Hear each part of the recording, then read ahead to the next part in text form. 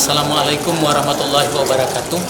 Saya Dr. Irfan Rusli Sadik MSI pada hari ini telah menyelesaikan program pendidikan S3 doktoral pada Ilmu Administrasi Kebijakan Politik. Adapun judul disertasi saya adalah implementasi kebijakan KTP berbasis NIK secara nasional di Kabupaten Pasangkayu. Harapan kami ke depan dengan melalui penelitian ini, kebijakan ini dapat terus ditingkatkan di Kabupaten Pasangkayu. Sekian, wabillahi taufiq. Assalamualaikum warahmatullahi wabarakatuh. Salam sejahtera bagi kita sekalian. Om Swastiastu, Namo Buddhaya, salam kebajikan. Puji syukur dan terima kasih kehadiran Tuhan Yang Maha Esa karena atas perkenannya dapat berkumpul bersama dalam rangkaian acara ujian terbuka promosi doktor atas nama Profesor Irfan Rusli Sadik dengan nomor sambung B1231602 promosi ilmu sosial program doktor dengan judul disertasi implementasi kebijakan kartu tanda penduduk berbasis nomor induk kependudukan secara nasional di Kabupaten Pasangkayu. Di Aula UMC Pasca Sarjana Universitas Sarjana Selasa 29 Juni 2021 dimulai. Kami menyambut selamat datang yang pertama Bapak Bupati Pasangkayu, yang kedua Ketua DPRD Pasangkayu, yang ketiga Sekretaris Daerah Pasangkayu, dan yang keempat Kepala Perangkat OPD Kabupaten Pasangkayu. Untuk itu, dengan hormat kami menyambut kepada tim penguji dipersilakan memasuki ruangan sidang.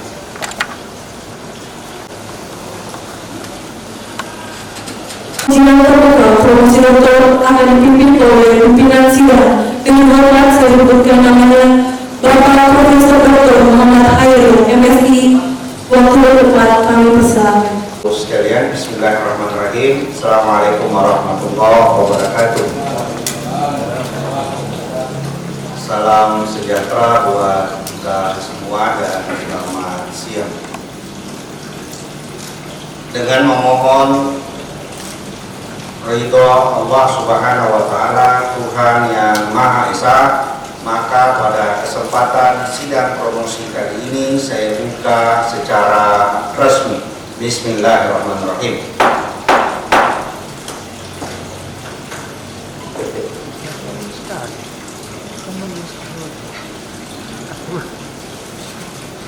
Selanjutnya,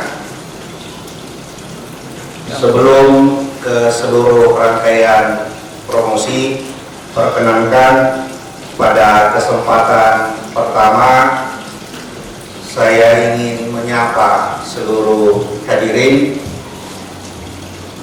teristimewa seluruh tim penguji yang saya hormati.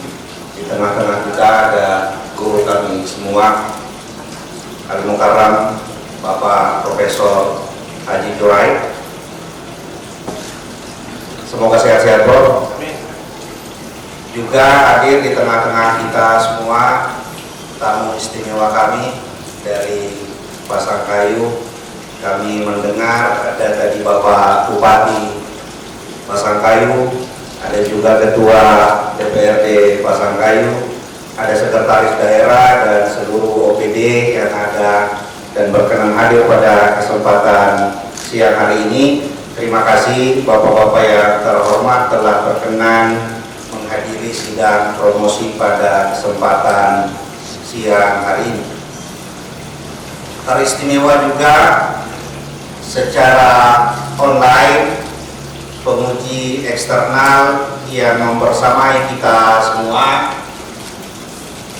Bapak Profesor Dr. Cecep Darmawan, SPD, SIP, SH, MH, MSI. Assalamualaikum, Bro. Hatur nuhun, Bro, berkenan membersamai. Semoga sehat-sehat selalu. Baik hadirin yang kami hormati, Promovendus sehat? Siap. Kalau sudah keluar kata siap berarti sudah siap untuk diuji. Baik, Bapak Ibu seluruh tim penguji dan hadirin yang kami hormati, rangkaian sidang promosi pada kesempatan siang hari ini kami lanjutkan. Acara berikutnya mempersilahkan promotor Promopendus untuk membacakan pertanggungjawaban akademik dari Promopendus. Kepada Bapak Profesor Dr. Haji Juraid Abdul Latif MPhum, kami persilahkan dengan Bapak. Pak Ketua dan anggota yang saya muliakan, Bapak Bupati Pasangkayu yang saya muliakan, para sekretaris daerah, Pak Dr. Firman, dan Kepala BD dan hadirin yang saya banggakan. Izinkan saya sebagai promotor dari Promopendus membacakan identitas Promopendus pada hari ini. Nama mahasiswa Irfan Rusli Sadek MSI. Nomor induk mahasiswa B103160004.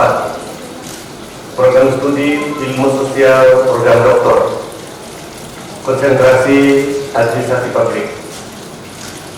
Tim promotor terdiri atas saya sendiri Profesor Dr. Juraid Abdul Latif, Co-promotor Dr. Nawawi Nasir MSI, dan Co-promotor Dr. Daswati MSI.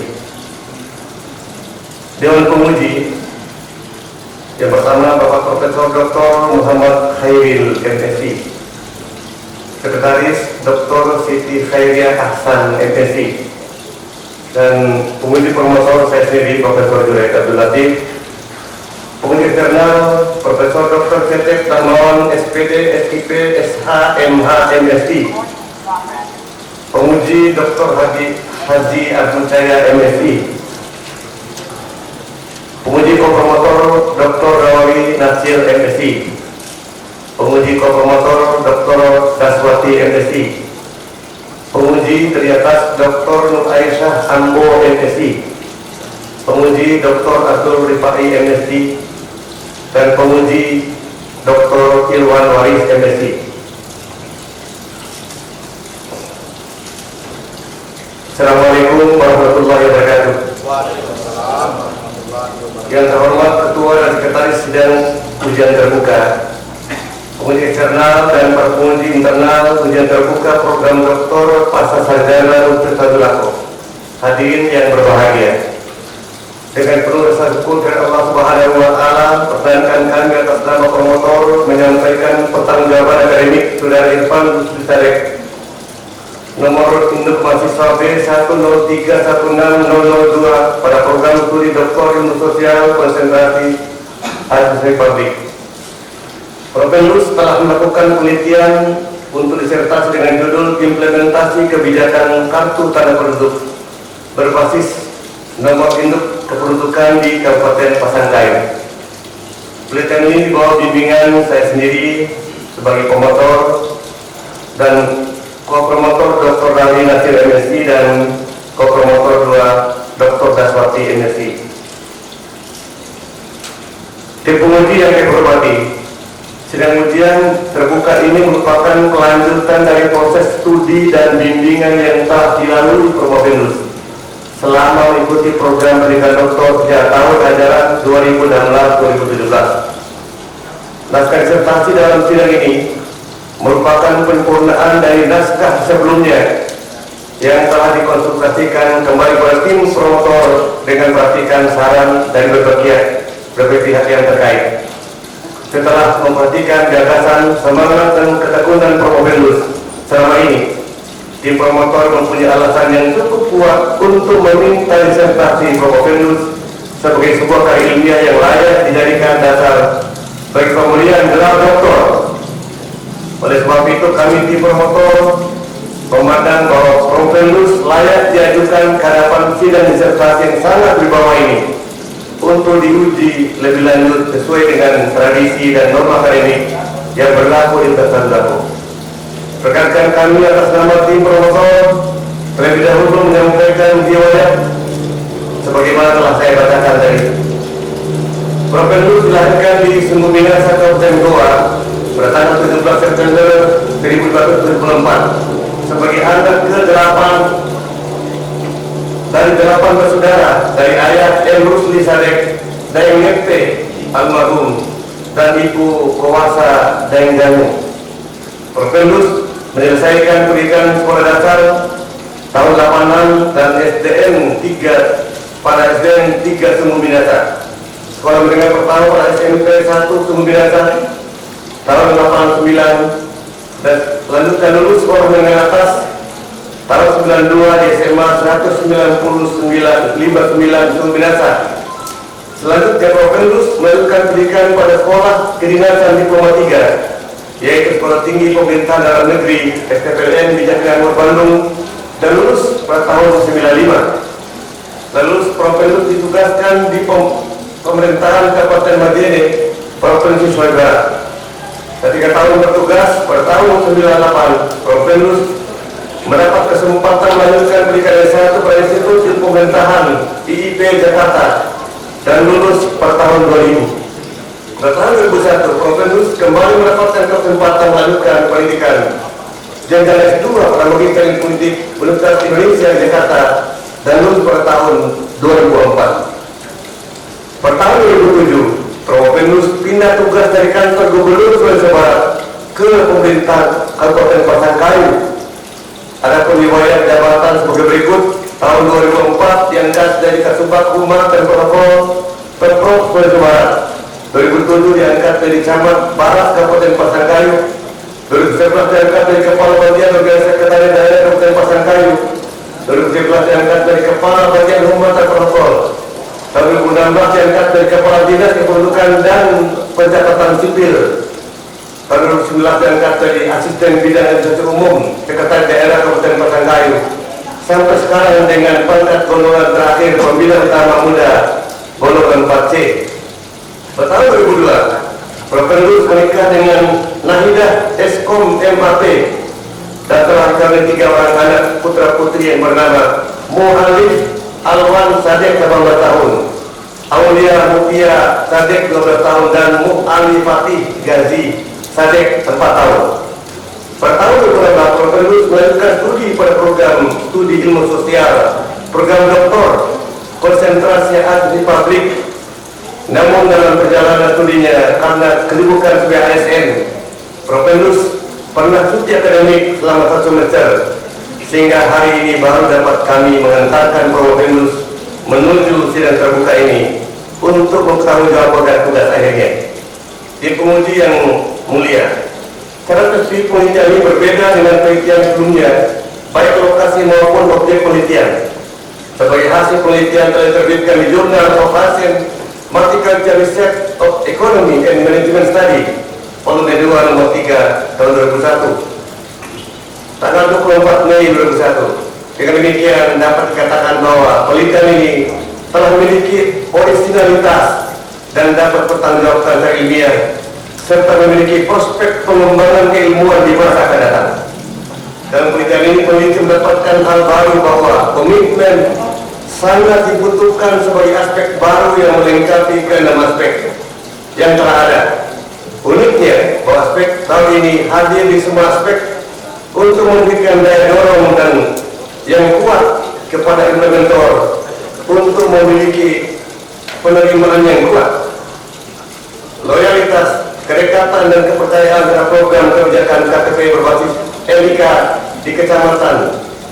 Jika program ini hadir di 6 aspek, maka kebijakan tentang KTP berbasis NIK di Kabupaten Pasangkayu akan sukses.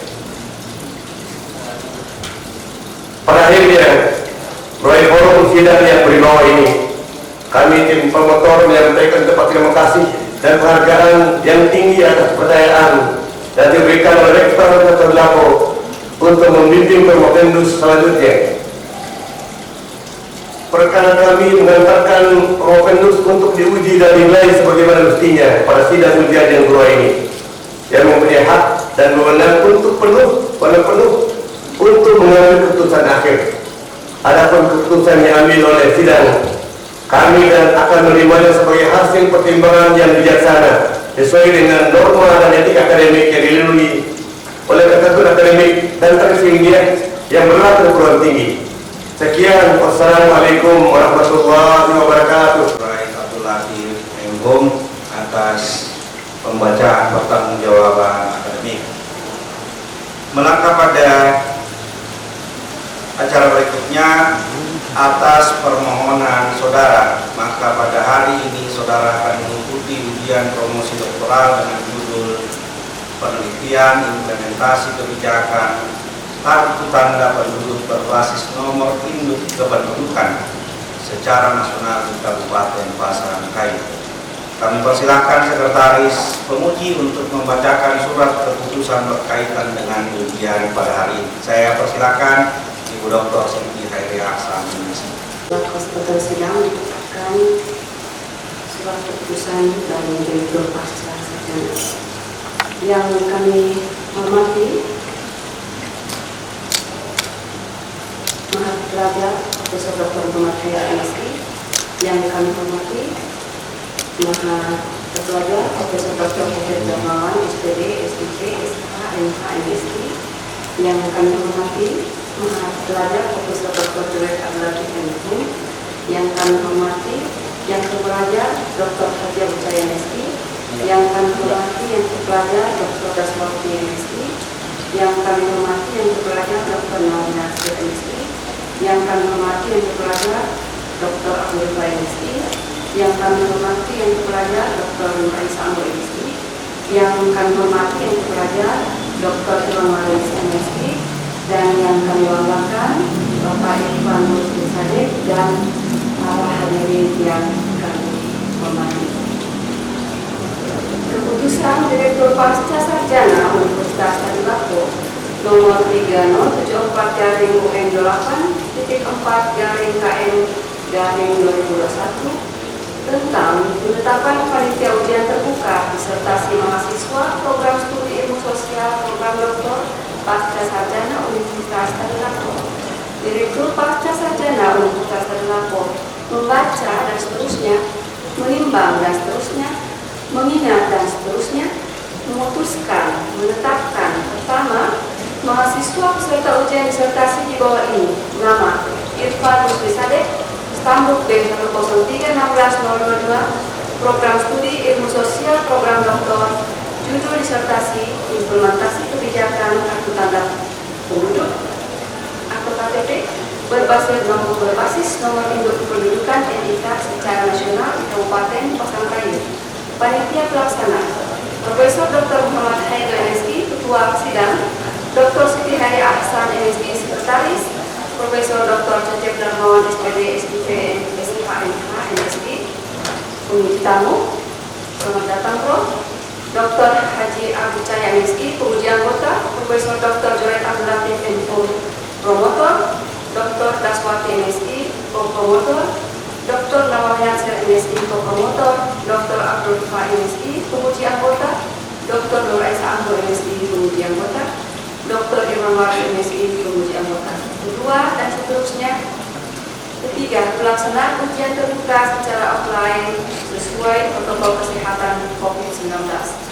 Keempat, keputusan ini berlaku terhitung mulai tanggal ditetapkan dengan ketentuan apabila di kemudian hari ternyata terdapat ketentuan di dalamnya akan diadakan perbaikan sebagaimana mestinya.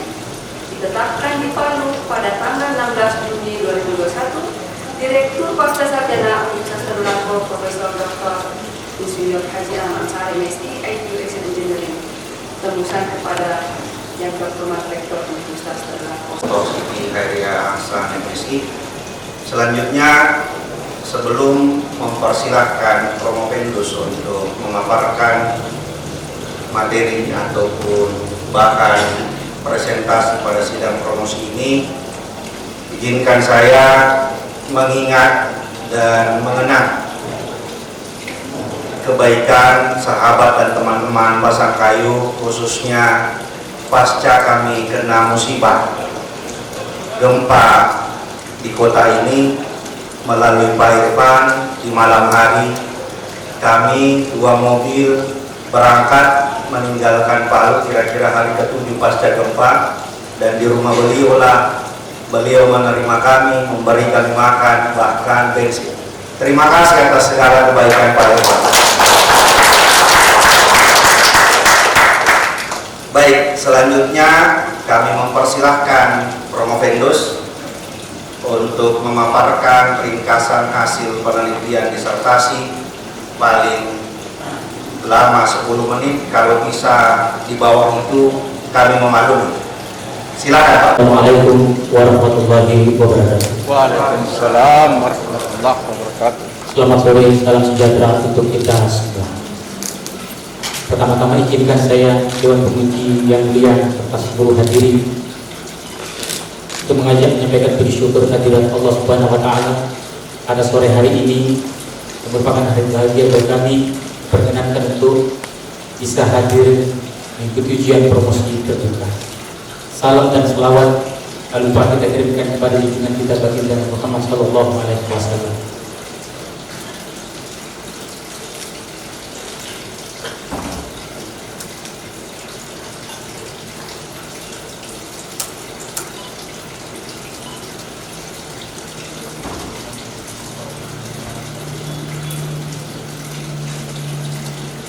Pertama-tama izinkan kami menyampaikan salam penghormatan. Yang pertama, Maha Guru, Maha Terpelajar yang terhormat Bapak Profesor Dr. Muhammad Khairil MSI selaku Ketua Sidang. Yang terhormat, yang terpelajar Ibu Dr. Siti Khairia Ahsan MSI selaku Sekretaris Sidang. Yang terhormat, Maha Terpelajar Bapak Profesor Dr. Cecep Darmawan SPD, SIP, SH, MH, MSI selaku komponen eksternal. Yang terhormat, Maha Terpelajar Bapak Profesor Dr. Juraid Abdul Latif MHum selaku promotor. Yang terhormat, yang terpelajar Bapak Dr. Haji Abu Jaya MSI selaku komponen. Yang terhormat, yang terpelajar Bapak Dr. Nawawi Nasir MSI selaku co-promotor. Yang terhormat, yang terpelajar Ibu Dr. Daswati MSI selaku co-promotor. Yang terhormat, yang terpelajar Ibu Dr. Rasia Anggo MSI selaku komponen. Yang terhormat, yang terpelajar Bapak Dr. Abdul Rifai MSI selaku komponen. Dan selanjutnya yang terhormat, yang terpelajar Bapak Dr. Irwan Waris MSI selaku komponen. Izinkan Bapak Dewan dan Ibu Penguji, pertama-tama saya menyampaikan penghormatan yang terhormat Bapak Bupati Pasangkayu, Bapak Haji Yomil Abu Jiwa Hasan yang berkenan hadir pada sore hari ini. Yang terhormat Ibu Ketua DPRD Kabupaten Pasangkayu, Ibu Haji Alwar Islam yang telah hadir pula bersama kita. Yang saya hormati Bapak Sekretaris Daerah Kabupaten Pasangkayu, Bapak Dr. Firman yang telah sudi berkenan pula menghadiri kami acara kami pada hari ini. Yang saya hormati Bapak Asisten, Bapak Staf Ahli, para pimpinan OPD, Kepala Bagian di lingkup pemerintahan Kabupaten Pasangkayu. Bapak dan Ibu hadirin, adapun judul disertasi kami adalah implementasi kebijakan kartu tanda penduduk berbasis nomor induk kependudukan secara nasional di Kabupaten Pasangkayu.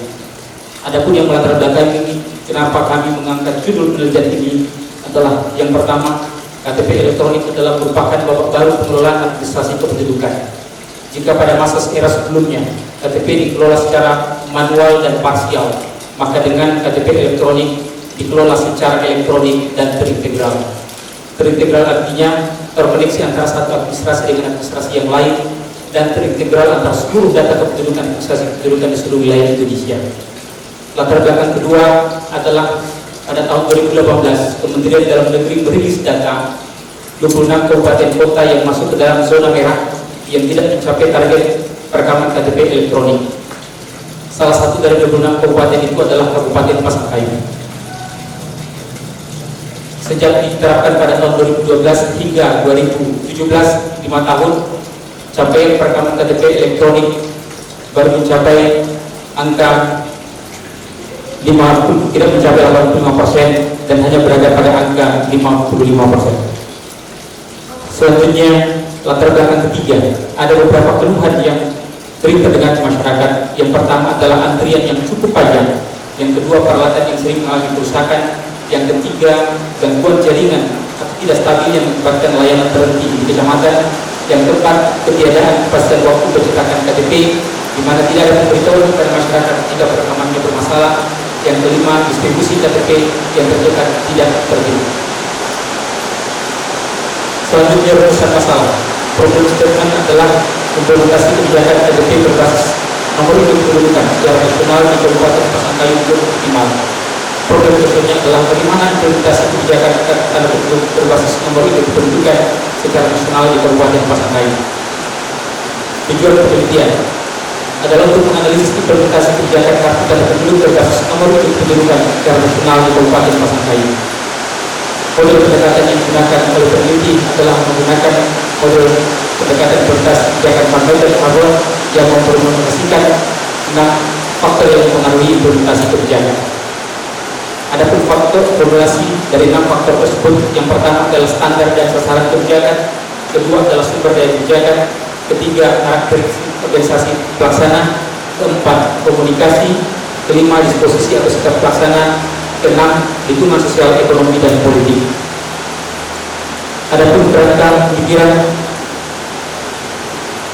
jadi pembunuhan oleh peneliti adalah dengan peraturan Presiden nomor 26 tahun 2009 tentang penerapan kartu tanda penduduk berbasis nomor induk kependudukan secara nasional, maka pemerintah Kabupaten Pasangkayu menerapkan agar supaya seluruh masyarakat wajib KTP di Kabupaten Pasangkayu dapat memiliki kartu tanda penduduk elektronik. Ini sejalan dengan apa yang tercantum dalam visi-misi Kabupaten Pasangkayu memberikan pelayanan kepada masyarakat. Model pendekatan digunakan parameter Van Roon, standar tujuan kebijakan sebagai aspek pertama, kedua sumber daya, karakteristik organisasi pelaksana, komunikasi, disposisi sikap pelaksana, lingkungan sosial. 6 aspek ini yang akan kemudian diteliti sejauh mana 6 aspek ini berpengaruh pada implementasi kebijakan KTP elektronik di Kabupaten Pasangkayu. Adapun 4 pokok kebijakan di dalam implementasi KTP berbasis NIK ini sebagaimana tercantum dalam Perpres nomor 26 tahun 2009 yang didasarkan atas 3 prinsip. Yang pertama, pembuatan KTP bagi warga negara Indonesia dilakukan di kantor kecamatan sebagaimana tercantum dalam pasal 6 ayat 3. Prinsipnya adalah mendekatkan pelayanan kepada masyarakat. Pokok kedua adalah KTP bagi penduduk wajib KTP atau yang telah bersyarat merupakan hak sebagaimana tercantum dalam pasal 7 ayat 1. Hal ini mengandung makna bahwa pemerintah wajib memenuhi dan memfasilitasi hak penduduk. Kedua, atau bagian dari pemerintah wajib memberi pelayanan terbaik yang mudah dan gratis sebagai prinsip filosofi. Yang ketiga, pokok ketiga adalah pembayaran perangkat keras, lunak, dan belangko KTP berbasis NIK serta pemberian bimbingan teknis menjadi tanggung jawab pemerintah dan dibebankan kepada BPN pada pasal 2 dan 9 ayat 1. Keempat, pembiayaan pemeliharaan perangkat keras dan lunak dan pembiayaan pengadaan dan pemeliharaan perangkat pendukung menjadi tanggung jawab pemerintah provinsi dan kabupaten dan dibebankan kepada APBD provinsi dan kabupaten pada pasal 3 ayat 3, pasal 4 dan pasal 9 ayat 3.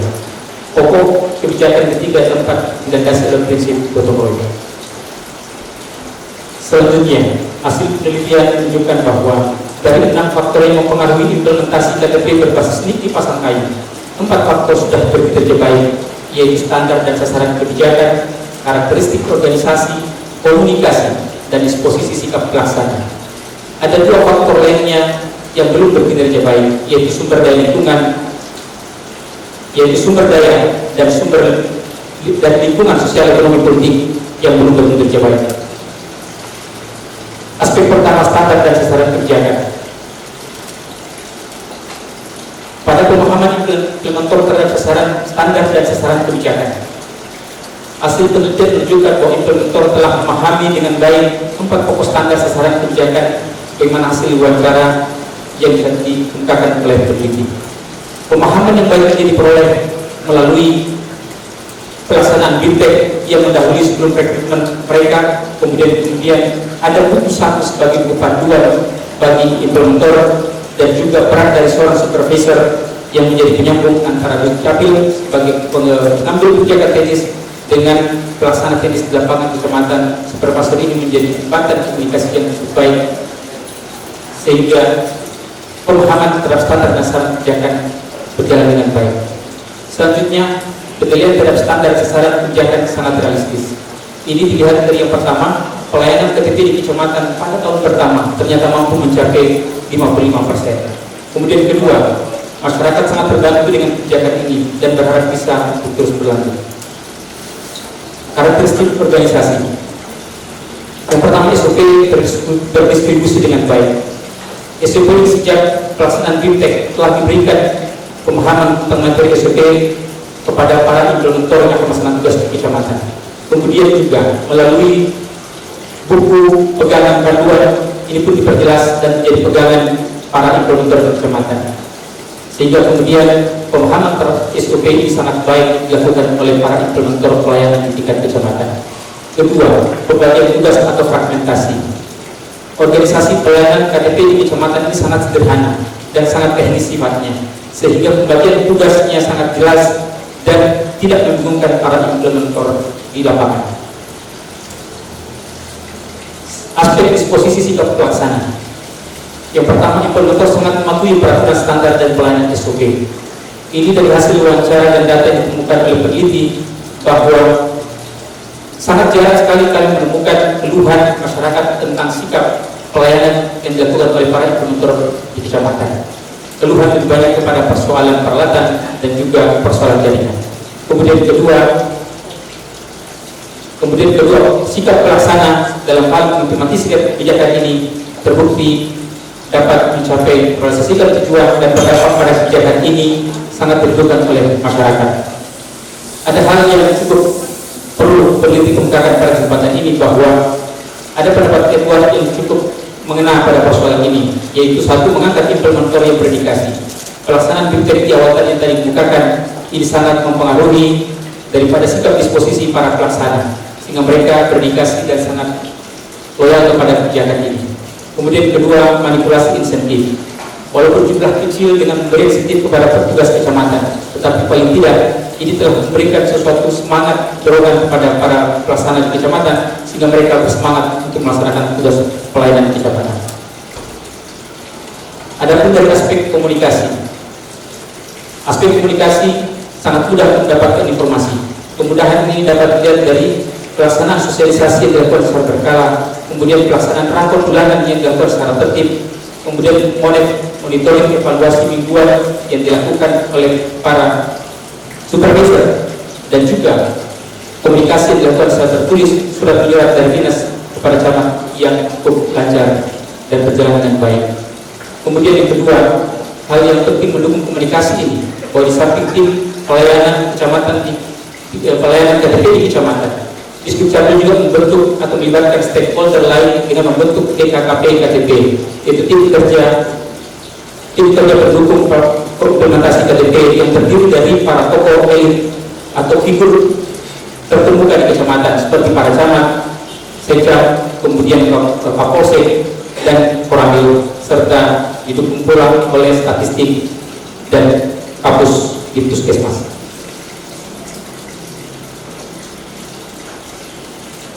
Selanjutnya, dua aspek yang belum berkinerja baik mendukung implementasi KTP berbasis TIK. Yang pertama adalah sumber daya. Sumber daya manusia sudah berkinerja baik. Ini dari hasil penelitian menunjukkan bahwa rekrutmen mereka para tenaga implementer ini sangat mempersyaratkan standar, yaitu paham dengan atau mengetahui komputer sebagai modal kerja untuk melayani KTP di kecamatan. Kemudian kedua, sumber daya anggaran belum berkinerja baik. Sumber daya anggaran belum berkinerja baik ini karena lemahnya atau menurunnya dukungan anggaran dari pemerintah. Kemudian yang ketiga, sumber daya fasilitas sarana kerja belum berkinerja baik. Ini ditunjukkan dengan bahwa di kecamatan hanya ada 2 unit peralatan perekaman KTP elektronik untuk melayani sekian ribu dari 5.000 jumlah yang paling terkecil di Kecamatan Kabupaten Pasangkayu sampai dengan 26.000 kecamatan yang paling terbesar, hanya ada 2 unit fasilitas sarana kerja yang diberikan oleh pemerintah pusat. Kemudian yang kedua, lingkungan sosial, ekonomi, dan politik. Ini banyak dipengaruhi oleh lingkungan sosial ekonomi politik pada skala nasional. Tahun 2012 proyek KTP berbasis NIK dengan anggaran 5,9 triliun APBN mulai diselidiki oleh KPK. Citra program ini memperburuk dukungan terhadap program ini akhirnya kemudian melemah baik dari PPN maupun APBD. Dampak ketiga adalah proses hibah perangkat terkendala, yang akibatnya adalah perawatan dari peralatan perangkat dengan kecamatan tidak dapat dilaksanakan. Pada slide ini kami mengungkapkan bahwa tanpa proses hibah, maka perangkat masih berstatus sebagai aset pemerintah pusat. Hal itu menyebabkan pemerintah kabupaten tidak dapat menganggarkan biaya perawatan dan pemeliharaan. Terhambatnya terkait dengan peraturan pengelolaan keuangan dan aset. Akibatnya adalah perangkat sering mengalami kerusakan, pelayanan perekaman KTP di kecamatan terkendala. Kemudian peningkatan status hukum di KPK menurunkan komitmen pemerintah kabupaten memberikan dukungan anggaran pada kebijakan ini. Dua aspek yang perlu berkelanjutan disebabkan lemahnya komitmen para pengambil kebijakan di masing-masing level. Yang pertama adalah aspek sumber daya. Komitmen melemah dari Pemkab Pasangkayu melaksanakan kewajiban sebagaimana ditetapkan dalam Perpres 26 tahun 2009 pasal 3, 4, dan 9. Kebutuhan anggaran tidak terpenuhi dengan baik. Kemudian kedua, aspek lingkungan sosial, ekonomi, dan politik. Di level nasional, para elit legislatif dan eksekutif memiliki komitmen lemah terhadap implementasi KTP berbasis NIK. Dari anggaran 5,9 triliun telah direncanakan 5,9 triliun ternyata telah direncanakan 2,314 triliun untuk kepentingan pribadi dan kelompok. Hal ini dapat kami keluarkan secara singkat pada Dewan Penguji. Kurang yang mau mengucapkan sekian. Assalamualaikum warahmatullahi wabarakatuh. Bapak Prompendus, Pak Irfan, begitu Bapak paparkan tadi macam bagus-bagus semua. Saya lihat ini bukan karena Pak Bupati ada di sini kan? Bercanda Pak Irfan, jangan terlalu tegang. Yang kami hormati Ketua Tim, Panitia, Sekretaris, Al-Hudus, Profesor Julaid Abdul Latif, selaku promotor, para promotor selaku dan selaku jemaah. Pertama, alhamdulillah saya sekian kali itu diberi kesempatan untuk menguji di keluarga besar Sadlamoh ini, ya, yang sekarang ini adalah penguasa Indonesia Pak Irfan ya.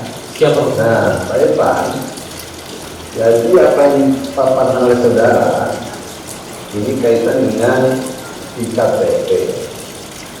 Sebenarnya apa yang diprogramkan di Kabupaten Pasangkayu ya, itu kan tidak berbeda dengan apa yang diprogramkan di Kabupaten Kota. Kira-kira apa istimewanya hasil itu ada itu? Misalnya, apakah KTP itu bisa apa ya dipakai untuk layanan kesehatan? Itu apakah KTP itu bisa diberikan layanan untuk naik angkot gratis, ya, dan lain-lain? Satu yang dijawab. Yang kedua, ada kecenderungan. Ya, sekarang itu data-data KTP ini kalau tidak dilindungi data pribadi, nah ini bisa membahayakan. Nah, kira-kira upaya dari pemerintah kabupaten sendiri bagaimana agar memproses data pribadi ini? Coba jawab dulu komentarnya. Terima kasih. Kami menjadikan KTP elektronik ini adalah merupakan salah satu syarat utama agar supaya masyarakat Kabupaten Pasangkayu dapat mengakses sentuhan layanan yang diberikan oleh pemerintah Kabupaten Pasangkayu kepada warganya. Melalui KTP elektronik inilah kemudian pemerintah Kabupaten Pasangkayu berusaha menyentuh masyarakat kita sekaligus melindungi hak-hak mereka. Pemerintah Kabupaten Pasangkayu kemudian melalui kabupaten dan tingkat desa, KTP ini kemudian kita jadikan sebagai syarat utama bagi masyarakat kita yang akan kita berikan bantuan-bantuan sosial terutama dalam pada saat ini kita lihat adalah suasana COVID-19. Tujuannya bukan untuk mempersulit masyarakat sesungguhnya, tetapi justru sebaliknya kami ingin melindungi hak-hak masyarakat yang benar-benar masyarakat Pasangkayu.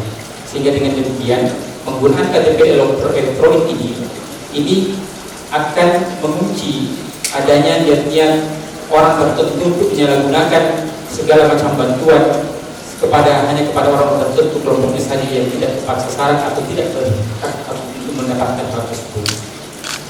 KTP ini juga kemudian tidak hanya pelayanan untuk orang dewasa dan sebagainya, tapi ini juga kami menjangkau kepada dunia pendidikan, dunia kesehatan.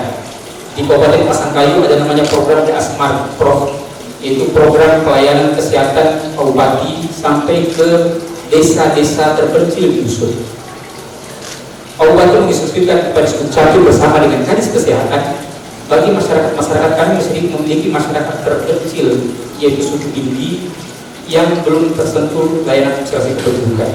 Tetapi Kabupaten telah menginstruksikan Dukcapil turun bersama Dinas Kesehatan langsung ke suku terasing, suku Bindi tersebut untuk melengkapi mereka dengan nomor NIK agar mereka kemudian dapat tersentuh oleh layanan atau kebijakan kesehatan, jaminan kesehatan diselenggarakan oleh pemerintah Kabupaten Pasangkayu.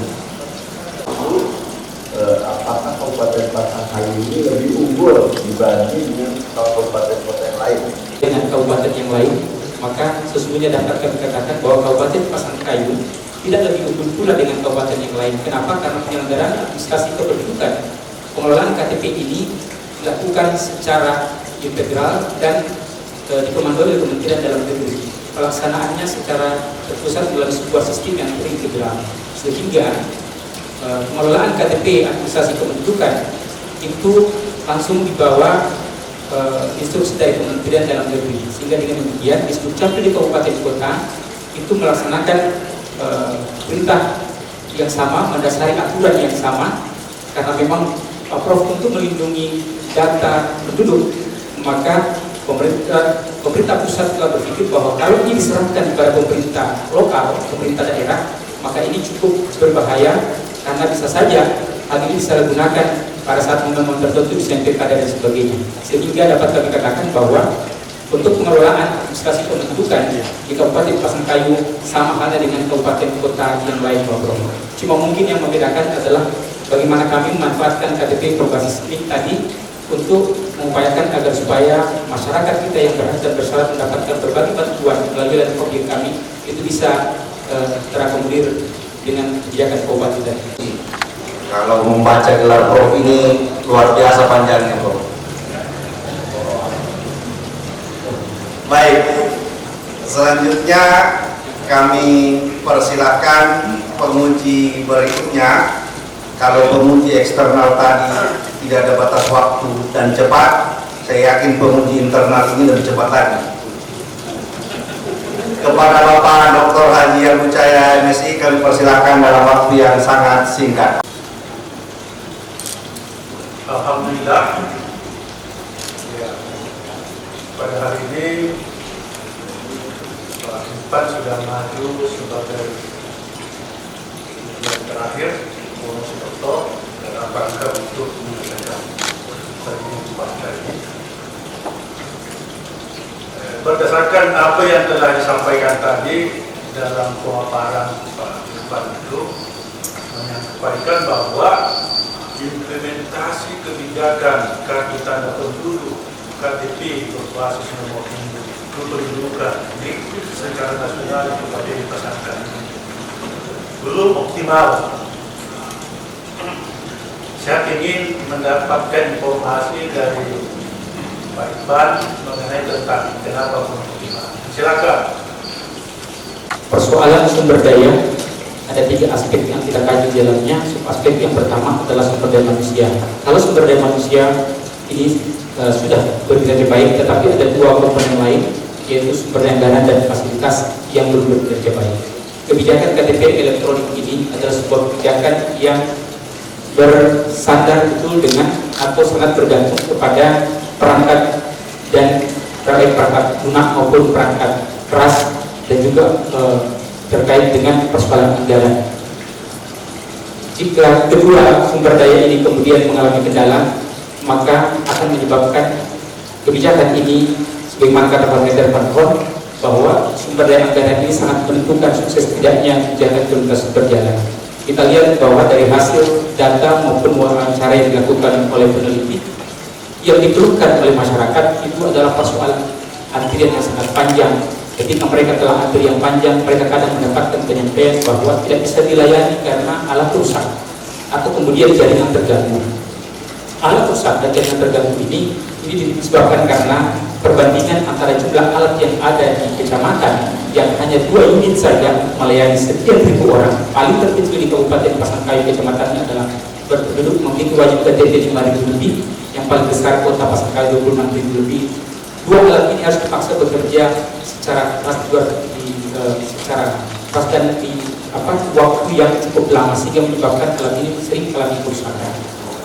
Di sini terlihat bahwa pengaruh sumber daya negara sangat berpengaruh kepada jalannya kebijakan penerapan termasuk dengan perangkat yang mendukung kebijakan dengan baik. Sehingga kemudian peralatan ini dengan anggaran berpengaruh kepada peralatan, sehingga kemudian kebijakan ini terganggu dalam implementasinya menjadi tidak optimal. Selanjutnya kami persilakan Bapak Dr. Haji Irwan Waris MSI. Ya, terhormat Bapak Ketua Sidang, Maha Pelajar, Bapak Profesor Dr. Haidir, yang saya hormati Bapak Promotor, Co-Promotor, dan rekan-rekan pengemudi, yang saya hormati Bapak Bupati Pasangkayu dan jajarannya, dan Bapak Tadi, terima kasih Pak Saudara Irfan. Saya kira dalam tempo yang tidak terlalu lama badai pasti berlalu. Saya kira dalam beberapa waktu ke depan insya Allah Anda akan menjadi doktor. Dan saya lihat penampilan Anda cukup bagus ya. Saya senang melihat performance Anda. Tapi saya harus bertanya. Ada 3 pertanyaan saya, biasa-biasa saja, sekedar ingin mengetes panasnya air gitu ya. Yang pertama, Saudara Irfan, kenapa Anda memilih meneliti kebijakan KTP? Saya kira banyak kebijakan di Pasangkayu yang menarik untuk kita teliti. Kenapa Anda tertarik dengan KTP? Yang pertama. Yang kedua, Pak Irfan, sedikit sudah disinggung tadi oleh Prof. Cecep, tapi saya ingin mempertegasnya lagi. Jika KTP ini beres diatasi di Pasangkayu, apa keuntungan yang bisa dinikmati oleh rakyat? Keuntungan yang bisa didapatkan oleh pemerintah Kabupaten Pasangkayu, oleh pemerintah Provinsi Sulawesi Barat, dan pemerintah pusat. Tolong Anda jelaskan kepada saya yang awam ini. Yang ketiga, kalau saya tidak keliru, novelty penelitian Anda atau hal baru yang Anda temukan adalah komitmen organisasi. Coba saudara ceritakan bagaimana proses kontemplasi Anda, lalu Anda menganalisis, sehingga Anda tiba bahwa satu hal yang mestinya penting untuk melengkapi teorinya Pak Menteri Pankon adalah komitmen organisasi. Saya tidak akan merespon jawaban Anda. Silakan Anda menjawab apa saja, dan saya akan berdiri. Silakan saudara menjawab. Terima kasih Bapak Profesor. Yang pertama, kenapa Anda pilih KTP? Mungkin takdir yang membawa saya yang pertama, Bapak Dokter, karena pada saat tersebut, pada saat saya kuliah di S3 di Unpad ini, saya kebetulan sebagai kepala dinas kependudukan catatan sipil pada saat itu. Itu yang membawa saya kemudian dekat dengan persoalan KTP. Di situ saya kemudian paham bahwa KTP ini bentuknya kecil saja beberapa sentimeter, tetapi sangat menentukan bagaimana harga diri, bagaimana seorang masyarakat kebutuhannya bisa terpenuhi. Sekarang semua masyarakat untuk mengakses layanan publik baik yang disediakan oleh pemerintah maupun privat itu harus pertama-tama ditanyakan dalam KTP. Bahkan pada saat ini kita punya duit, ingin kawin lagi, maka salah satu persyaratan pertama yang ditanyakan adalah KTP. Sehingga kami menganggap KTP ini karena begitu berharganya bagi masyarakat kita pada saat ini. Seperti saya jelaskan tadi, semua orang bisa mengakses, mendapatkan sentuhan dari pemerintah itu karena pertama KTP harus mereka pilih. Kemudian yang kedua, KTP, jika KTP ini beres, apa keuntungan yang akan dirasakan oleh rakyat dan pemerintah Kabupaten Pasangkayu, Sulawesi Barat maupun Indonesia?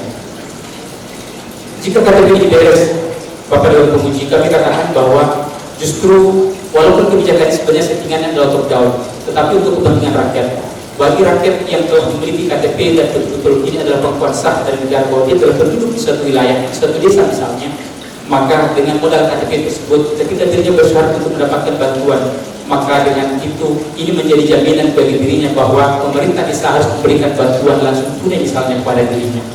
Itu salah satu manfaat buat rakyat.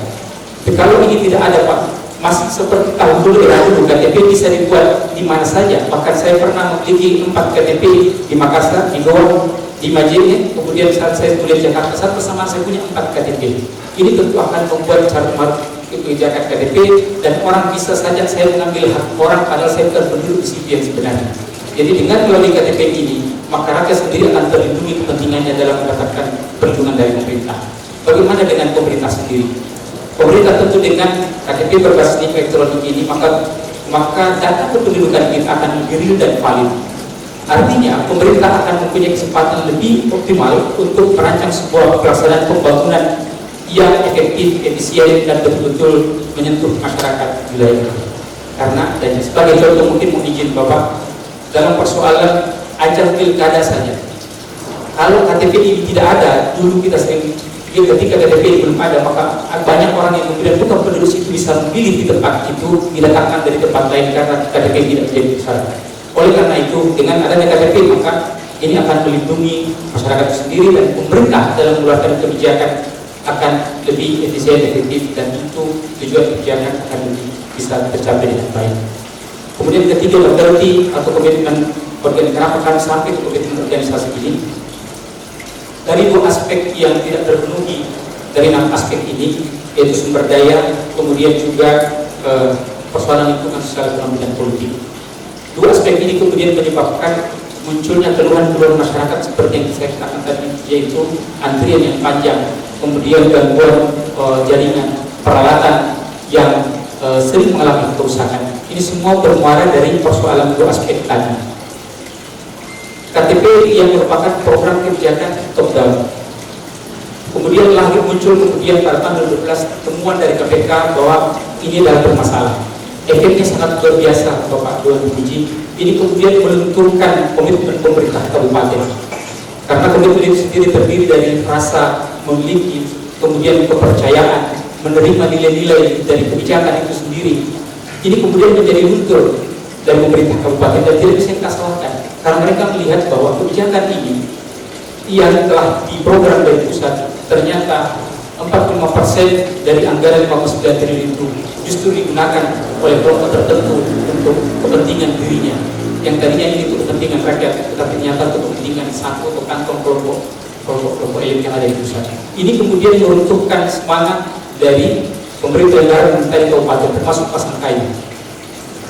Bapak dan Ibu, ini kemudian rasa kedekatan, rasa kepercayaan, dan rasa penilaian terhadap nilai-nilai kebijakan ini kemudian menjadi luntur, dan pada saat berikutnya ini pun melunturkan komitmen pemerintah Kabupaten Pasangkayu untuk memberikan anggaran yang besar agar suksesnya pelaksanaan ini. Kami dapat mengatakan bahwa ada 2 hal yang dapat kami sampaikan izin Bapak dan Penguji. Ada hal yang bisa kami bandingkan. Ada aspek lain yang juga sebenarnya menurut logika, yaitu aspek disposisi atau kecenderungan sikap pelaksana. Mereka hanya diberi honorarium 350.000 per bulan untuk melayani ribuan masyarakat, dan mereka harus kerja dari pagi sampai dengan sore. Itu dia, tenaga implementornya adalah staf kecamatan. Tetapi dari hasil penelitian kami, ternyata mereka mestinya logika kita bahwa dengan honorarium yang kecil dan tidak sebanding dengan beban kerja, mestinya banyak keluhan masyarakat yang muncul dengan sikap dan kedisiplinan mereka. Ternyata ini tidak benar. Setelah kami melakukan wawancara dengan mereka, ada hal yang menarik yang kami temukan, bahwa mereka ini merasa memiliki kedekatan dengan program ini, karena mereka yang mereka layani adalah kenalan mereka, keluarga mereka, sahabat mereka, kerabat mereka, sehingga kemudian mereka merasa punya kedekatan, komitmen untuk menyukseskan program implementasi kebijakan ini. Yang kedua adalah kami temukan dari perbandingan 3 kecamatan yang kami ambil, ada kompetisi di antara para implementer kecamatan ini, yaitu mereka menjaga nama baik organisasi kecamatannya. Tentu mereka berpikir bahwa mereka akan dibanding-bandingkan dengan 12 kecamatan yang lain ketika mereka rendah sekali capaiannya. Ini yang membuat pulang memicu mereka ingin mempertahankan dan menjaga nama organisasi. Ini yang menimbulkan komitmen mereka, sehingga kami melihat dengan honorarium 350.000 mereka mampu melayani orang sekian ribuan dari pagi sampai dengan sore. Atas dua fenomena itu kemudian Bapak Dewan Penguji kami mengatakan bahwa komitmen ini memiliki suatu kekuatan sesungguhnya dan bisa menjadi aspek yang menambah kekuatan dari 6 aspek yang ada.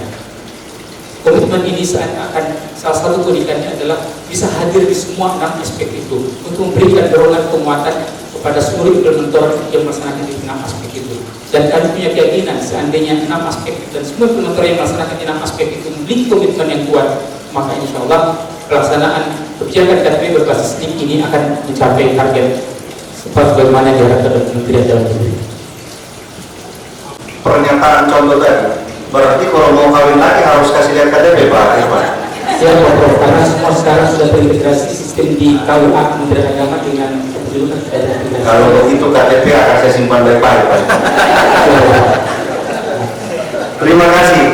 Selanjutnya mohon kesediaan Bapak Dr. Abdul Rifai MSI, kami persilakan dengan hormat. Yang saya hormati dan yang saya hormati dan tak istimewa Bapak Sadek. Saya sebenarnya menyiapkan 5 pertanyaan, tapi 4 pertanyaan sudah terjawab dari apa yang ditanyakan oleh teman-teman umum, dan Prof.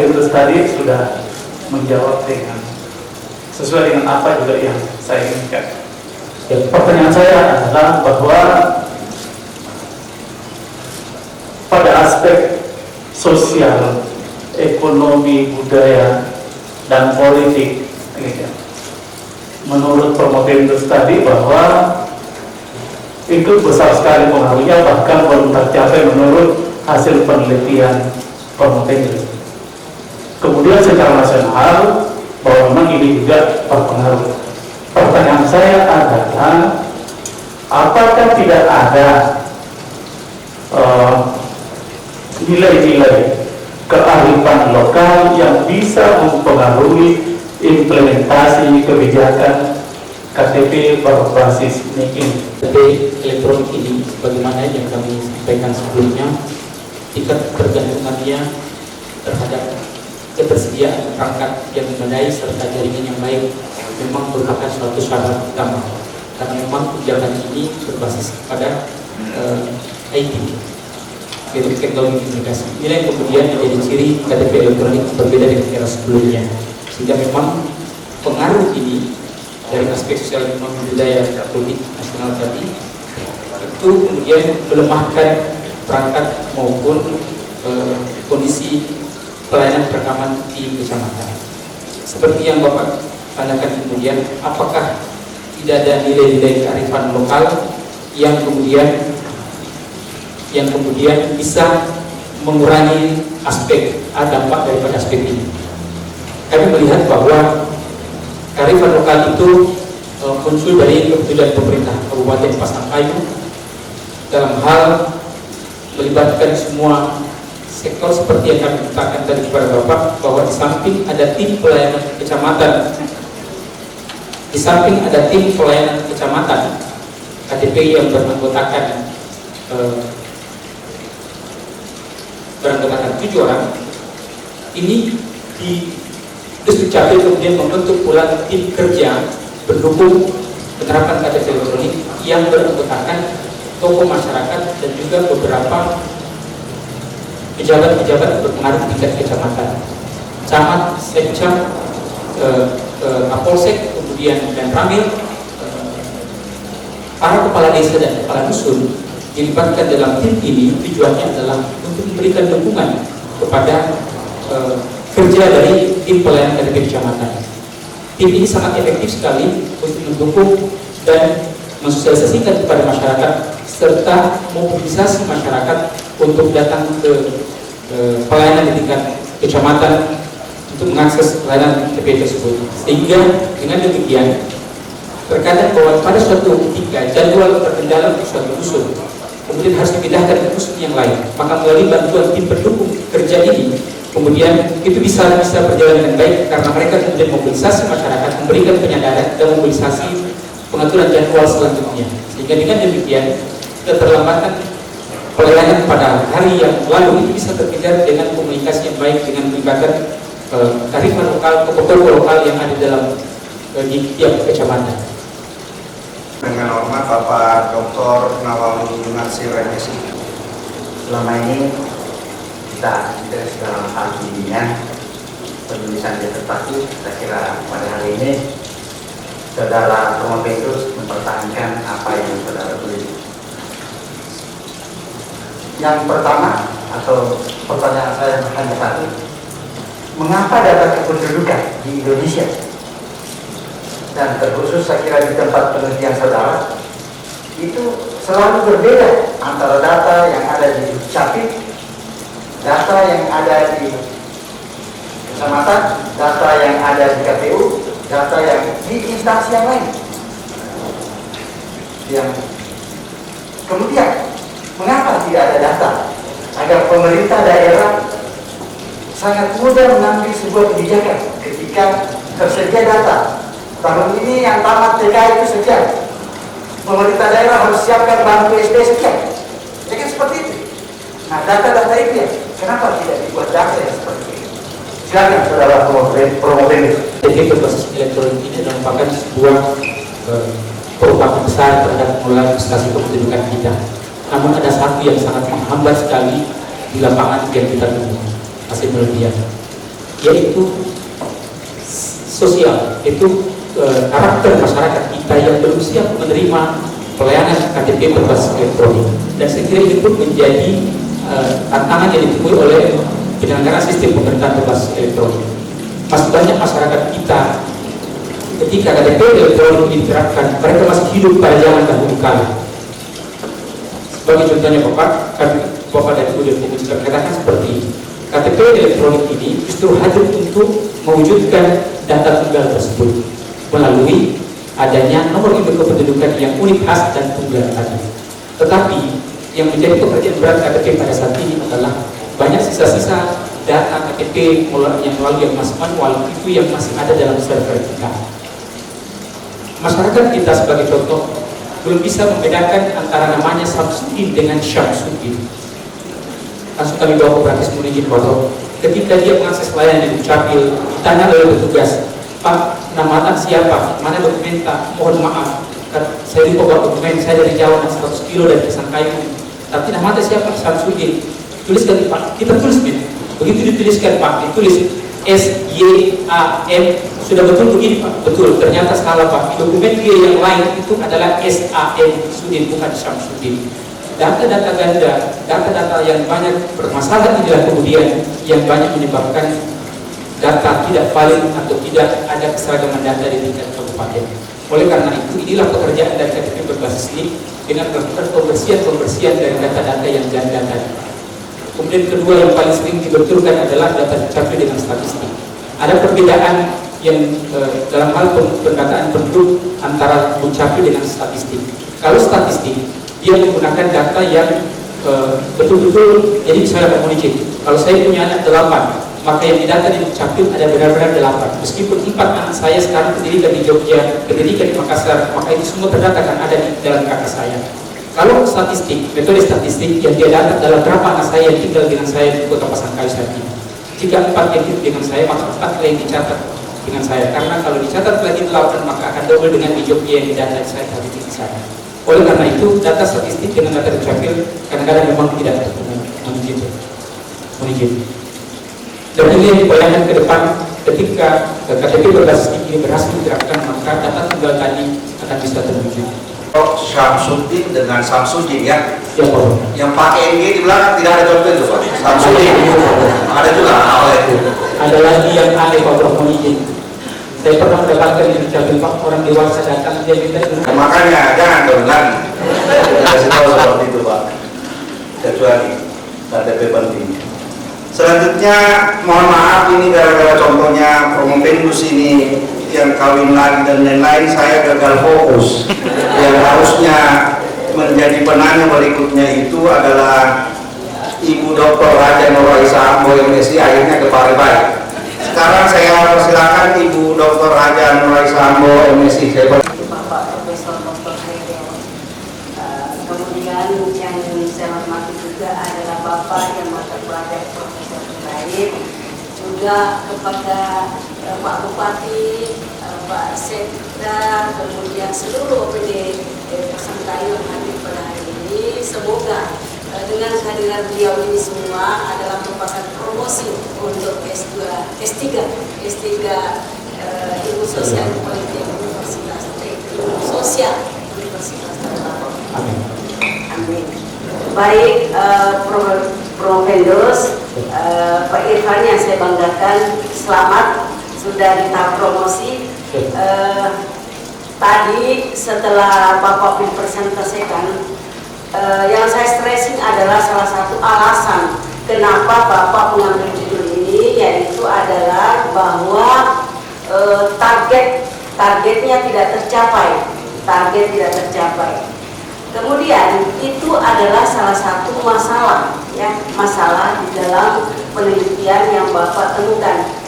Dengan demikian timbul pertanyaan dari saya Bapak adalah bahwa apakah masalah ini cocok dengan teori parameter Van Hoff yang Bapak pilih? Apa alasannya sehingga Bapak memilih teori ini menjadi pisau analisis di dalam membedah masalah-masalah yang Bapak temukan di lapangan? Itu yang pertama Bapak. Yang kedua adalah setelah membaca riwayat hidup Bapak ini Promopendus ini adalah salah satu pejabat yang ada di Pasangkayu yang memang membidangi kependudukan ini, ya, capil. Dengan demikian, setelah itu saya mau tanya Bapak, setelah Bapak melakukan penelitian dengan mendapatkan masalah-masalah sehingga tidak mencapai target, dengan demikian Bapak sebagai pengambil kebijakan puncak di instansi itu, apa rekomendasinya Pak? Apa solusinya sehingga nantinya insya Allah target itu bisa tercapai? Silakan. Alasan kami memilih pendekatan parameter dan kemudian aspek yang juga mempengaruhi kebijakan. Alasan kami berangkat pertama adalah melihat bahwa kebijakan KTP berbasis NIK ini adalah sebuah kebijakan yang merupakan kebijakan yang lahir secara top down, pendekatan top down. Kemudian kami melihat parameter ini juga adalah merupakan sebuah model pendekatan implementasi kebijakan yang top down. Sehingga kemudian kami melihat ada kecocokan dan sangat pas jika kami gunakan untuk menganalisa kebijakan implementasi kebijakan KTP berbasis ini. Kemudian juga dengan 6 aspek yang dikemukakan parameter Van, kami menganggap bahwa ini cukup memadai bagi kami untuk menganalisa bagaimana implementasi kebijakan di Kabupaten Pasangkayu. Ada juga yang lain tapi lebih ringkas aspeknya. Tapi kalau dilihat bahwa parameter justru lebih memadai kami gunakan untuk mengeksplor menganalisa bagaimana kebijakan implementasi KTP di Kabupaten Pasangkayu. Yang kedua, mohon izin terkait dengan bagaimana ke depan. Sesungguhnya mohon izin Dewan Penguji kami sekarang sudah tidak didiskusikan lagi. Kami diberi amanah baru oleh Pak Bupati untuk pindah ke asisten 3. Namun demikian, saya rasa ini momen yang sangat berharga sekali, termasuk kebahagiaan buat saya Bapak Bupati, Pak Sekda hadir di tempat ini bersama Ketua DPRD. Kami mengharapkan bahwa ke depan yang kami harapkan masukan dari kebijakan ini akan menjadi suatu hal yang sangat berharga, dan pelayanan KTP berbasis di kecamatan itu dapat kita selenggarakan hidupkan kembali. Mengapa? Kita bisa bayangkan bahwa Kabupaten Pasangkayu, kecamatan terjauh di arah selatan itu 120 km, 110 sampai 120 km. Kalau penduduk di sana harus mengakses layanan penduduk KTP di kabupaten sejauh 120 km ini sungguh sangat memberatkan masyarakat. Oleh karena itu, melalui forum yang berbahagia ini, sekaligus di hadapan Bapak Bupati, dia akan kami sarankan ke depan bahwa pelayanan KTP berbasis di kecamatan ini perlu dihidupkan kembali agar masyarakat cukup menempuh 10 km saja dari domisilinya ke kantor camat itu mendapatkan satu KTP, tidak perlu ratusan kilometer. Sekira itu mungkin. Terima kasih kesempatan yang diberikan. Assalamualaikum warahmatullahi wabarakatuh. Waalaikumsalam warahmatullahi wabarakatuh. Yang saya hormati Ketua Tim Komisi Sidang ya pada siang hari ini dan anggota tim penguji yang lainnya yang saya tidak sebut satu persatu dan peserta promosi pada siang hari ini. Tadi sudah banyak hal ya sudah dipertanyakan oleh tim penguji dan saya juga menyiapkan beberapa pertanyaan, tetapi karena pada umumnya sudah ditanyakan oleh tim penguji sebelumnya dan saya yakin bahwa Formopenda ini bisa menjawab secara keseluruhan, secara tuntas karena Formopenda ini rajin ya melakukan konsultasi, tidak mengenal lelah dari Pasangkayu ke Kota Palu untuk melakukan konsultasi dari bab 1 sampai bab terakhir yang isinya ya. Tetapi pada kesempatan ini saya juga ingin mendapatkan pencerahan agar kita semua yang ada di ruangan ini memahami persis apa sih sebenarnya di dalam isi atau disertasi atau karya ilmiah yang dibuat oleh Formopenda, yaitu Irfan Rusdi Sadat ya. Secara filosofinya bahwa karya ilmiah itu dibuat ya, tentu Formopenda bisa mempertanggungjawabkan di depan para hadirin yang ada pada siang hari ini. Oleh karena itu saya minta kepada Formopenda untuk memberikan penjelasan ya dari segi filsafatnya, yaitu dari segi ontologinya, epistemologinya, dan aksiologinya. Namun dalam hal ini tadi saya sudah mendengarkan juga beberapa pertanyaan dari tim penguji.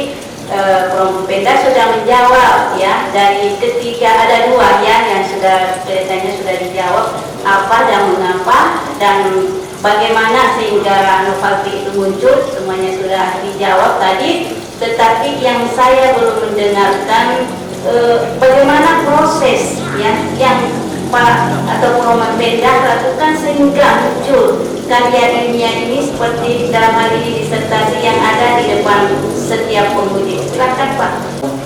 Pada aspek ontologi, aksiologi maupun epistemologi, boleh jadi saya agak menambahkan sedikit. Kalau ontologi itu terkait dengan aspek apa dan mengapa, apa yang kami teliti dan kemudian mengapa penelitian itu kami lakukan, dan yang kami teliti adalah jelas kebijakan KTP berbasis NIK secara nasional di Kabupaten Pasangkayu. Adapun mengapa kami memilih ini, mungkin telah kami jelaskan sebelumnya itu. Kemudian aksiologi ini terkait dengan manfaat dari hasil penelitian ini. Apa yang kemudian ingin dihasilkan dari penelitian ini, baik kemanfaatan secara akademik maupun kemanfaatan secara praktis. Kemanfaatan secara akademik tentunya ini memberikan manfaat ke depan untuk pengembangan ilmu administrasi publik. Terkait dengan manfaat praktis ini tentunya akan berikan masukan kepada pemerintah Kabupaten Pasangkayu bagaimana penyelenggaraan pelayanan KTP berbasis di kecamatan ini bisa dilaksanakan lebih baik lagi. Kemudian dari segi aspek epistemologi atau bagaimana penelitian dilakukan, maka ini tentu terkait dengan metode penelitian yang digunakan dan kemudian teori pendekatan yang kami gunakan untuk mencoba mengkaji bagaimana implementasi KTP berbasis ini melalui metodologi tadi dan kemudian teori yang digunakan sampaikan, kami bisa mendapatkan gambaran kesimpulan tentang bagaimana sesungguhnya implementasi KTP berbasis di Kabupaten Pasangkayu yang belum mencapai hasil maksimal. Mungkin itu. Para penguji yang lainnya, Bapak Xiaomi Hamdio, Bupati Pasangkayu, Ibu Ketua DPRD yang masih muda, Dr. Firman, ini anak saya ini umurnya, Dr. Abidin, anak saya juga. Ini Profesor Hairil ini baru 40 tahun umurnya. Kalau saya baru 46, 64 maksudnya. Jadi saya paling tua di sini. Saya paling bermutu. Makanya pertanyaan saya ada 13 ini, Saudara Irfan. Tetapi karena ketua mengatakan singkat, jadi tinggal satu yang saya tanyakan. Yang pertama, pasti Pak Irfan tidak tahu artinya. Bahasa Belandanya "Tun was de elende forbe". Dia cari kemana-mana dan mengerti apa artinya. Itu artinya penderitaan itu pun berakhir hari ini, insya Allah. Saya harap Anda Irfan senyum. Bisa senyum dulu. Senyum. Saya tahu Anda Irfan ini berjuang luar biasa. Ketika awal kuliah orang tua meninggal, hari ini Anda sakit DBD. Satu lagi demam karena kakaknya sakit. Betul, Anda Irfan? Ya, saya panggil anak saya dan saya promokin. Ya. Perjuangan luar biasa. Indahnya perjuangan itu dengan berbagai kesulitan, akhirnya hari ini inna ma'al usri yusra. Apa artinya, Ivan? Sesungguhnya kesulitan itu ada kemudahan. Rupanya tahu juga ya Ustaz. Jadi itu yang sangat penting. Oleh karena itu saya undang nanti kalau berkenan Pak Bupati, Pak Ketua DPRD, Pak Westika di sini, kami jamin, insya Allah. Ya Pak Ketua Sidang ya. Kami akan kawal. Kalau Dr. Firman dengan Dr. Abidin sudah melewati di Brawijaya, kami akan siap menerima dengan garansi, insya Allah. Dalam bahasa Belanda yang lain namanya sosial geschiedenis. Ini hanya saya yang tahu hari ini. Saya sengaja ngomong ini supaya orang tidak ada yang saya. Kalau Ibu Jai berbahasa Inggris, saya kurang paham, saya berbahasa Arab. Ini cara untuk menghindari dan orang hargai kita. Bukan itu yang saya maksudkan. Bisa kasih naik kepalanya anak Irfan, langsung tunduk. Hari ini kan sudah berakhir penderitaan ini. Dalam sejarah itu ada dua hal yang sangat penting. Yang pertama namanya dokumen, yang kedua monumen. Dulu ketika Datuk Museng, mohon maaf ini untuk kedua saya panjang dan lama. Ketika Datuk Museng dulu kali dengan Bapak, ini Datuk Museng ini orang Makassar. Dia mengadu orang Bima, pakai neneknya Pak Abidin. Cantiknya Bapak luar biasa, sekarang ada Sinrili namanya. Dinyanyikan di mana-mana dan Pak ini jelaskan pada saya. Maipa ini tidak ada cantik, yang cantik selain dia. Kalau dia minum kelihatan air turun dari lehernya. Saking cantiknya. Dia orang Bima. Begitu dikali Datuk Museng, tidak ada lagi yang cantik di Bima. Sehingga Pak Abidin itu mengambilnya orang Bugis. Tidak ada lagi orang di Bima yang dikali. Termasuk saya tidak boleh orang Bima, karena tidak ada orang cantik kali ambil Datuk Museng. Yang saya tanyakan, saya mohon Anda senyum walaupun saya tahu perjuangannya luar biasa. Kenapa hari ini penting sekali dokumen termasuk KTP ini? Dalam sejarah Datuk Museng itu tidak perlukan dokumen, yang penting monumen, cincin. Dan bukti monumen-monumen lainnya sebagai tanda bahwa dia penduduk dan suami yang luar biasa pada zamannya. Begitu Palestina, bukan dokumen, tapi monumen. Ini tidak ada disertasi ini. Walaupun disertasi sudah halaman, tapi tidak ada ini. Tapi pertanyaan saya, mengapa sekarang itu penting dokumen, bukan monumen? Silakan dijawab. Monumen itu kemudian monumen penting menurut pemikiran peneliti yang sederhana, karena dengan monumen itulah maka kita bisa bercerita kepada anak cucu kita bisa memberikan pesan yang panjang kepada generasi berikutnya apa-apa kebaikan yang telah kita lakukan. Kalau itu menyangkut suatu hal yang akademis, tentu dengan monumen ini maka pesan keilmuan itu akan bisa sampai kepada anak cucu kita sebagai pengembangan ilmu pengetahuan yang terus berlanjut secara terus-menerus peradaban manusia. Jadi saya sangat, kalau ujian proposal, ujian hasil, ujian tutup, dan hari ini terutama pada ujian sebelumnya hanya 3 oponen, tapi saya terus terang agak takut Pak dengan dewan penguji yang telah mengajari saya dari beberapa tahap ujian itu. Tapi kemudian saya merasakan bahwa banyak ilmu yang saya peroleh dari koreksi, dari perbaikan yang mereka berikan. Sesungguhnya ini adalah sebuah proses pembelajaran yang panjang buat saya. Ada satu hal, mohon izin Bapak Profesor dan seluruh dewan penguji, kadang saya merasa bahwa saya sudah siap untuk maju ujian hasil ataupun ujian tutup. Tapi ketika berhadapan lagi di hadapan yang menguji, apa yang saya anggap sempurna atau baik tadi, yang tadi baik itu ternyata masih banyak memiliki kelemahan. Akhirnya kemudian saya kembali pada diri saya bahwa sesungguhnya tidak ada hal yang kebanggaan yang perlu terlalu dibanggakan pada diri ini, karena sesungguhnya itu adalah suatu ketiadaan, dan sesungguhnya yang paling bisa menyempurnakan hal itu adalah kesadaran akan kekurangan pada diri saya, dan mudah-mudahan saya bisa belajar lebih baik dan bertanggungjawabkan sekiranya saya diberi amanah mendapatkan gelar doktor. Bapak Profesor. Prof menanyakan satu pertanyaan lagi, tapi sudah cukup 2 Prof ya. Selanjutnya pada Paris Penguji kami persilakan Ibu Dr. Siti Hairiah. Kadang itu kebahagiaan itu memang tidak sempurna, karena kesempurnaan itu hanya milik Allah Subhanahu wa Ta'ala. Kemudian yang kami hormati Bapak Bupati, Ibu Ketua Dewan, dan Pak Sekda, Pak Firman, serta Bapak Ibu hadirin sekalian. Saya tidak perlu terlalu banyak bertanya karena sejak awal ya, saya sudah berinteraksi dengan Pak Irfan sebagai oponen di sini. Tentu saja semakin hari semakin saya melihat jawabannya semakin menunjukkan kualitas kedoktoran atau tingkatan tertinggi dan pencapaiannya. Tapi sebagai penguji, izinkan saya untuk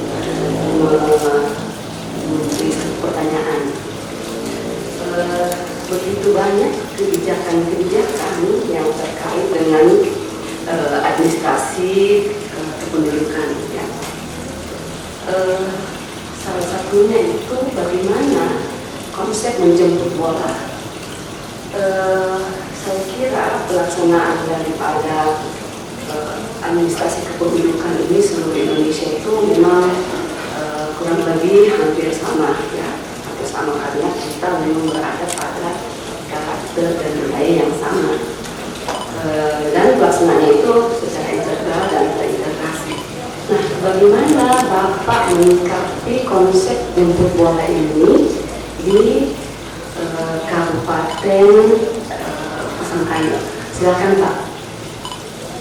Terima kasih Bu Sekretaris Penguji. Tidak menjadi bagian dari kebijakan KTP berbasis yang pelayanan yang tetap tingkat tercapai. Ada satu kebijakan pemerintah Kabupaten Pasangkayu yang dilakukan ketika kebijakan KTP berbasis ini tidak mencapai target sampai dengan tahun 2018. Maka sejak saat itu pemerintah Kabupaten Pasangkayu mengambil kebijakan menggenjot pelayanan jemput bola. Dukcapil kemudian diberikan kendaraan double cabin untuk bisa menjangkau daerah-daerah terpencil, daerah pegunungan dengan membawa unit perekaman keliling. Dan itu kita lakukan pada tahun 2018, 2019, 2020 dengan dukungan anggaran yang ada dari pemerintah kabupaten. Maka kami menyisir desa-desa, terutama dusun-dusun yang jauh, yang tingkat capaian perekamannya rendah, dan itu kita lakukan Bapak Ibu. Dan alhamdulillah saat ini di tahun 2020 Kabupaten Pasangkayu tidak lagi zona merah. Dengan melalui kebijakan Pak Bupati mendorong kami di Subdivisi dalam tahun 2019-2020 melakukan perekaman penjemputan bola ke masyarakat, maka angka yang tidak mencapai target tadi pada tahun 2020 telah terlampaui lebih dari 80%. Jadi memang konsep jemput bola adalah merupakan sebuah solusi ketika salah satu kebijakan itu mengalami kemacetan. Terakhir, tadi sudah banyak pertanyaan dan saya menyiapkan 9 pertanyaan untuk Pak Irfan. Mohon disiapkan jawabannya. Pertanyaan pertama tadi sudah ditanyakan oleh Prof. Cecep dan pertanyaan ke-9 sudah ditanyakan oleh Bu Cherry. Jadi saya tidak punya pertanyaan untuk Bapak. Selanjutnya, sebelum kami memutuskan nilai untuk Bapak, perkenankan pada kesempatan ini saya tidak akan bertanya, tapi lebih pada memberikan apresiasi, penghargaan, dan penghormatan setinggi-tingginya kepada Bapak Bupati, Ketua DPRD, Sekda, dan seluruh keluarga besar Pasangkayu. Ini contoh yang luar biasa, Pak. Bapak punya perhatian terhadap warga, berkenan hadir, menghadiri promosi. Ini tidak semua kepala daerah sanggup untuk ini, Pak. Andai saya warga Pasangkayu dan Bapak maju periode ketiga ke 4, saya mau Bapak. Sekali lagi terima kasih kepada seluruh pimpinan daerah Pasangkayu yang berkenan hadir dan memberikan motivasi kepada Promopendus yang sebentar lagi bergelar doktor insya Allah. Kepada Pak Irfan, kami mendengar dan ikut bersimpati Pak atas duka sakit yang diderita oleh anak Bapak, dan kita mendoakan semua semoga insya Allah secepatnya sembuh, sehat kembali. Insya Allah tidak ada hal yang di luar dari batas kemampuan kita. Itu mungkin yang dapat saya sampaikan. Biasanya Pak kami skorsing untuk menetapkan nilai, tapi karena Bapak luar biasa pada hari ini, maka kami tidak skorsing, sidang dan langsung mengumumkan nilai Bapak pada saat ini juga.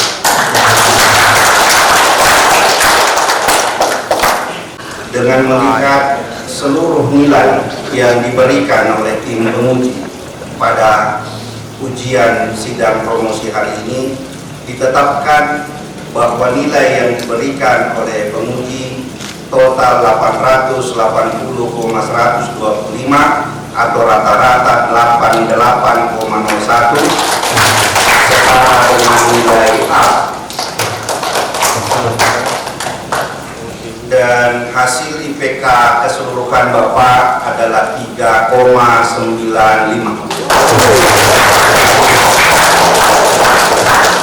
Saya tidak perlu tanyakan apakah Bapak menerima ini secara ikhlas atau tidak, karena saya yakin Bapak sudah menerima ini. Atas nama tim penguji kami mengucapkan selamat. Ini perjuangan yang tidak mudah. Sesungguhnya gelar ilmu dan gelar Bapak insya Allah menjadi maslahat tidak hanya dunia juga akhirat insya Allah.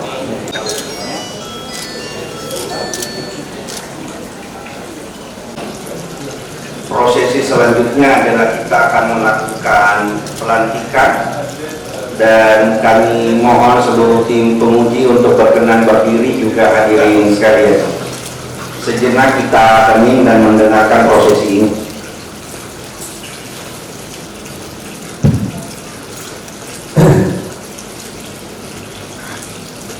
Bismillahirrahmanirrahim.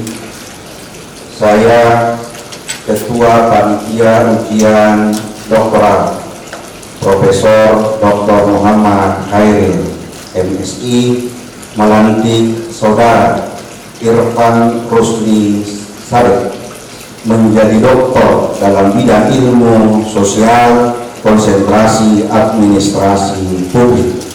Semoga Allah Subhanahu wa Ta'ala menerima amalan saudara sebagai amalan jariah yang akan saudara abdikan bagi ilmu pengetahuan nusa bangsa, dan agama. Semoga saudara dapat mempertahankan integritas ilmiah saudara sebagai doktor dalam bidang ilmu sosial. Dan atas nama tim penguji kami mengucapkan selamat kepada saudara Dr. Irfan. Karena mengingat kita menggunakan protokol kesehatan, kami tidak menyalami langsung Pak Irfan. Kami atas nama tim penguji mengucapkan selamat kepada Bapak dan kepada seluruh hadirin kami persilahkan duduk kembali. Terus dikasih enaknya kata dokter lah. Ditekankan di situ. Sebelum menutup, mohon kita berkenan sejenak mendengar bersama karena ini sesuatu yang langka. Di tengah-tengah kita hadir Bupati Pasangkayu. Mohon berkenan mungkin sepatah dua kata Pak Bupati berkenan menyampaikan di tengah-tengah kita. Mohon berkenan Pak Bupati. Mohon mainnya. Terima kasih. Bismillahirrahmanirrahim. Assalamualaikum warahmatullahi wabarakatuh. Salam sejahtera bagi kita semua. Yang saya hormati para guru, para profesor, para dokter, Bapak Ibu sekalian saya hormati. Yang saya hormati Ketua DPRD, Sekretaris Daerah, saya hormati Pak Dr. Rusdi Sadat. Baru saya bicarkan hak dokternya. Saya sangat berapresiasi sekali adanya kami punya bawahan atau masyarakat kami Pasangkayu banyak pelajar di sini. Mudah-mudahan kedepannya dijauh lagi, lebih menambah lagi orang-orang dari Pasangkayu masuk di Universitas Darul ini. Kami sangat terharu sekali tadi melihat mengikuti bagaimana jalannya promosi S3 tadi. Dan jadi terima kasih kepada Bapak Profesor, Bapak Doktor, semuanya yang telah menerima kami di sini, dan kami sudah siap mengikuti dengan seksama. Tadi alhamdulillah dalam perjalanan tadi kami sudah bisa melihat ini promosi dokter. Mudah-mudahan kedepannya ada lagi orang-orang kita di Pasangkayu. Sekian saya dari kami Pak, terima kasih banyak. Mohon maaf. Assalamualaikum warahmatullahi wabarakatuh. Bapak Bupati telah berkenan memberikan sepatah kata, dan terima kasih juga kepada seluruh hadirin, Ketua DPRD, Bapak Sekda, dan seluruh OPD, juga keluarga. Terkhusus terima kasih Prof. Cecep, Kang Cecep, hatur nuhun telah membersamai kami semua. Mohon izin karena umumnya atau biasanya kami menyerahkan penghargaan secara langsung, namun karena kita via online, kami memperlihatkan piagam penghargaan yang kami berikan kepada Bapak Profesor, Bapak Profesor Dr. Cecep Darmawan SPD, SIP, SH, MH, MSI. Dan perkenankan saya sebagai Ketua Tim Penguji pada sore hari ini menutup sidang promosi dengan ucapan alhamdulillah.